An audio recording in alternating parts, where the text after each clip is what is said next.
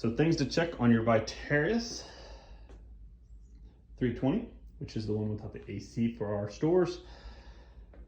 Easy disconnects. So if you're ever wondering why it's not compressing correctly, normally what we're gonna say is check your zippers that are fully zipped, and then you wanna make sure the seals are pressed into place. If it's an older store and you have a lot of hair and dust built up in here, you might need to get a damp cloth, wipe it off, clean it. I would do that in general, just keep for cleanliness sake.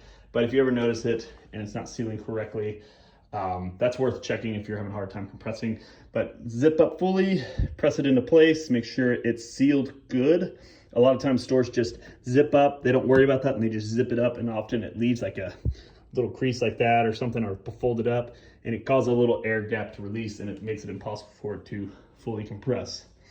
So we zip, press in, zip, and once it's fully zipped up, obviously you adjust this based on how the client feels, but if it's fully tightened for inflation and you're still struggling for the gauge to go up, there's two things. One, this gauge could go bad, meaning it's not showing, or it could have some blockage. Check the internal gauge as well. You can have the client check it, ask what kind of PSI it's showing. If it matches this, fantastic. But if it doesn't, then we'll need to look at possibly correcting that. You could also have, if you don't want to if you're worried a client might get freaked out by that question, you can always wait till they're done, have a restore technician go in there after and test it.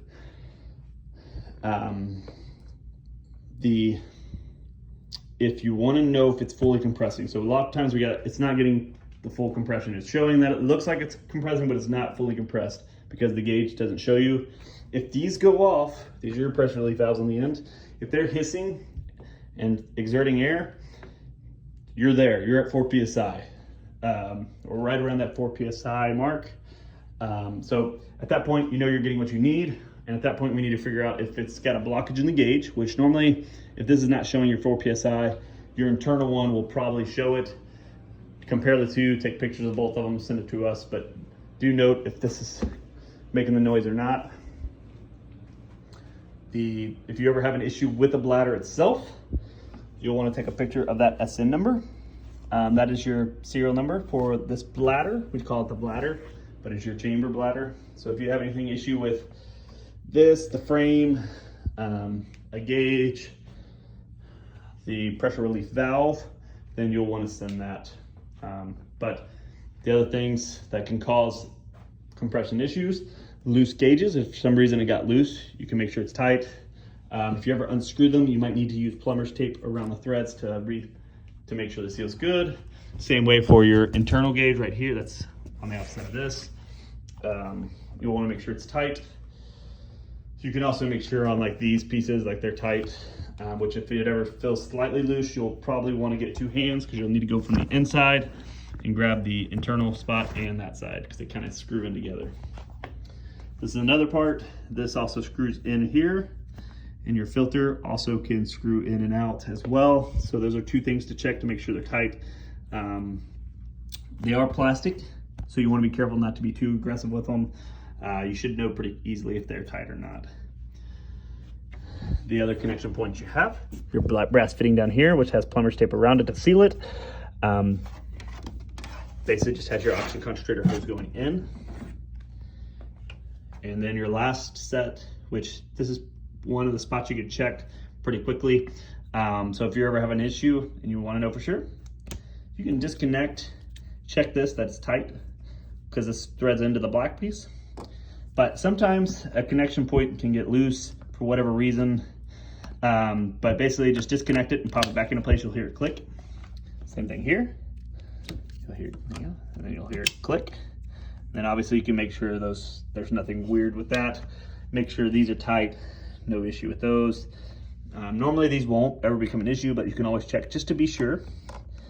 And then the same thing down there and make sure. But other than that, that should take over your compression issues, checking through it. You'll always want to make sure with any machinery you're turning on, they have fans on them for a reason. They need to cool down, they need to circulate air. So they have this fan there and fan here. So you want to give it enough room that it can circulate, especially like we have some stores that put in cubbies, or like a bigger cubby, and they'll put it in there. It causes it to overheat and causes issues with the compressors inside, and all the electronic elements start getting hot, and it causes things to start failing. We don't want that. So the last thing is your concentrator, which we do have videos. If that white switch trips, this has to decompress all the way before you turn it back on. So you would press it, you would crank this all the way up, you would watch that ball fall all the way down, you'll leave it cranked up, turn it back on. Once it's fully emptied, you'll turn it back on, it'll crank it back up, and then you can adjust it back down low. If it's still giving you an issue to do that for some reason, you can unscrew this off, leave it without it, do the same thing, let it decompress all the way. You'll feel the air come out of that. And once it stops, you can turn it on. Once you get it steady, you'd be able to thread it back on. You could probably turn it off and then thread it back on, but it's pretty easy to do. The only other thing on this one is your filter. And then behind the filter, you have, and behind this, there is a countdown or a counter that will tell you how much, it's hard to get there, but that's a counter right there that will tell you how many sessions and how long it's been running, like how long you've run the machine. Our vendors will want that. So anytime you have an issue with this, you'll want to get that counter, a picture of that, and then a picture of your SN, which is that, and then a video of the issue. So pretty easy stuff. Video is helpful, super, super helpful if you can't get past the troubleshooting. So like if this starts popping in air, you check hoses. Check the hose there, check the hose end out on the inside. Sometimes the hose will get caught up under a wheel of this, or it will get under the chamber itself sometimes, or it'll get pinched in there with the client itself. But other than that, if that's all checked, check here, make sure the connection's solid. There's nothing blocking any type of hose or anything randomly. Usually that wouldn't be an issue unless you moved it and put it back in there and like a thread got loose and kind of started blocking up a bit. For the most part, it's pretty simple to troubleshoot these. These are great units, great quality. Very little can go wrong with them as a whole. Yeah, so if you ever have an issue, definitely send us a video. But hopefully by this point, you've been able to check over it and resolve it